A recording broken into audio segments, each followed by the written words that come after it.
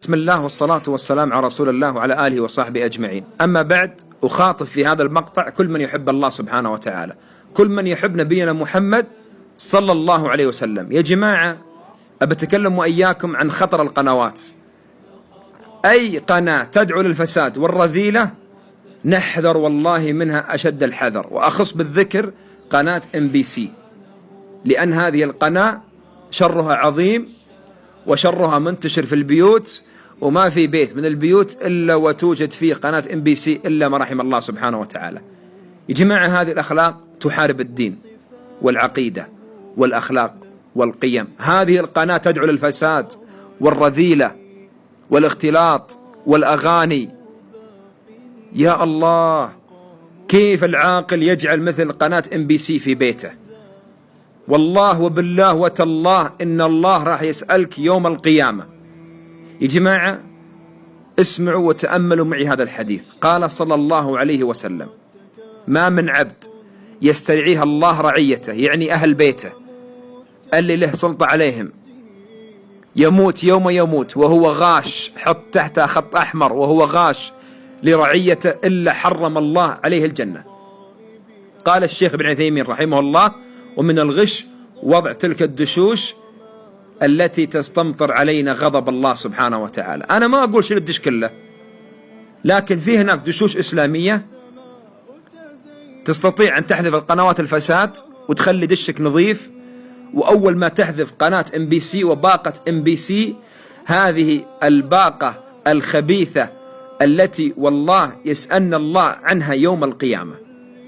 يا جماعة، MBC كم مرة استهزأت بالدين، كم مرة تستهزي بشعيرة من شعائر الدين، كم مرة تستهزي بالمشايخ والدعاة.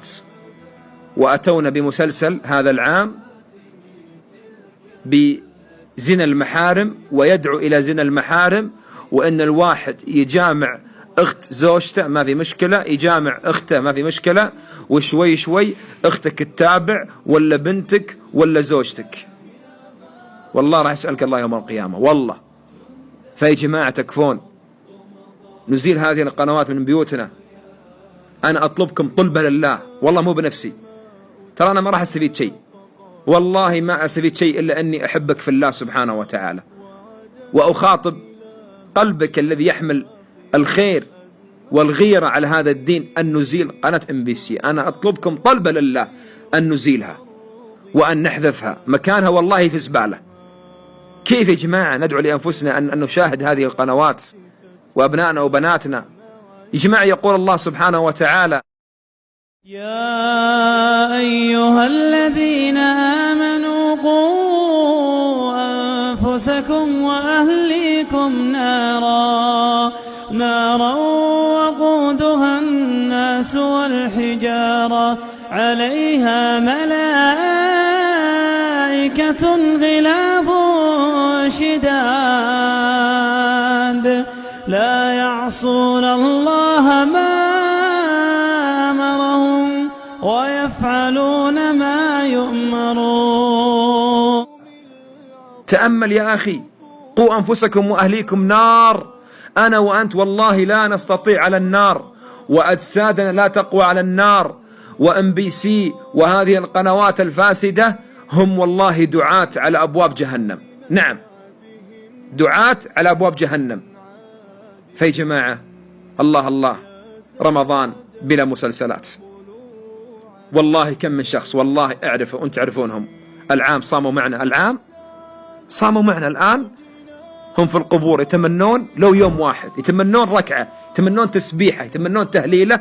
لكن صدق ربي لما قال: وحيل بينهم بين ما يشتهون. أنا أدري فيك خير وتحب الله وتحب الرسول وتحب أهل بيتك. زين يا جماعة، ودنا نجتمع مع أهلنا في الجنة، نحذف القناة. ما تعرف حبيب الغالي، اذهب أقرب عامل وأقرب محل وجيبه يحذفها الآن، لا تقول بكرة بعد بكرة. أنا ما أضمن وأنت ما تضمن نعيش البكرة.